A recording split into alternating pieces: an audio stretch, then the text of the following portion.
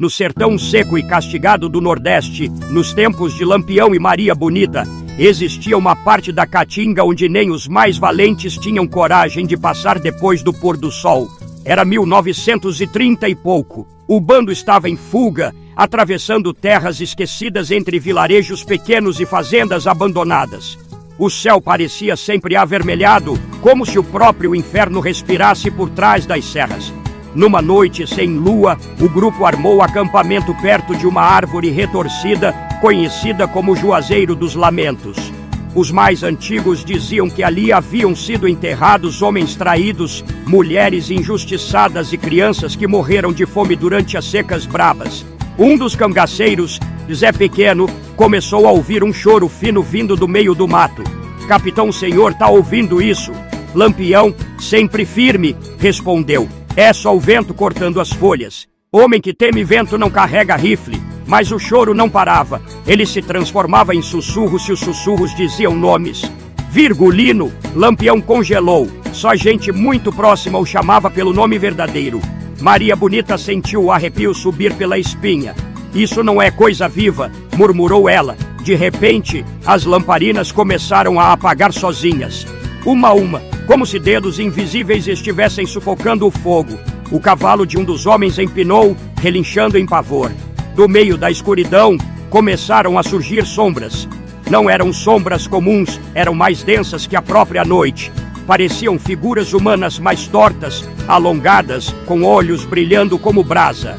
Um dos cangaceiros correu atirando. Os tiros ecoaram, mas não houve grito. Não houve queda, apenas silêncio. Quando a poeira baixou, Zé Pequeno não estava mais lá.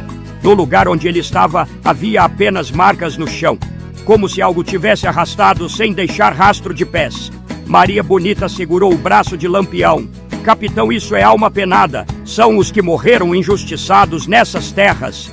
Uma gargalhada ecoou pela Caatinga. E então eles viram, entre os galhos secos, uma figura surgiu lentamente.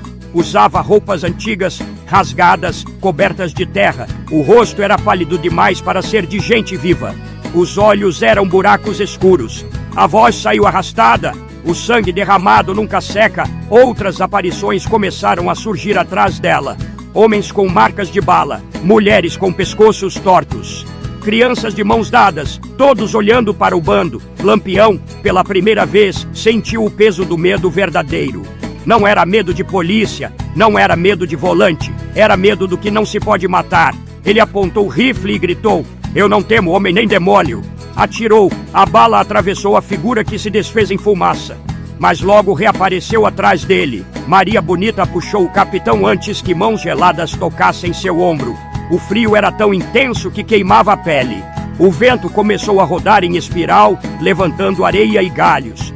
Os cangaceiros gritavam, tentando fugir, mas a mata parecia se fechar ao redor deles. Cada vez que corriam, voltavam para a mesma árvore retorcida. Presos, as vozes agora eram muitas. "Justiça, sangue por sangue, a terra cobra." Um a um, os homens começaram a cair, não por tiros, mas por algo invisível que apertava seus pescoços. Maria Bonita segurou um rosário que carregava escondido no peito. "Se for para morrer, que seja lutando." Lampião encarou a escuridão. "Eu enfrentei exército, não vou me render a fantasma." Mas a terra começou a rachar sob seus pés. Das fendas, mãos surgiram.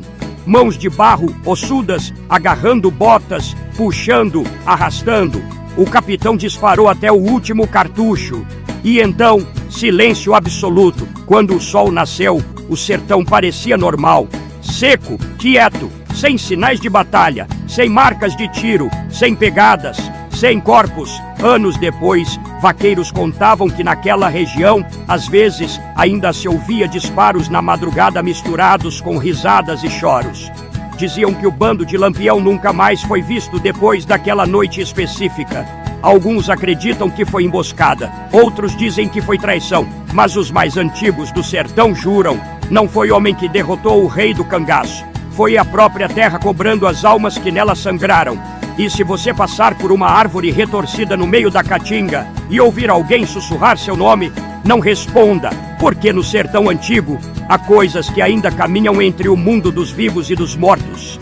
Lua crescente côncava,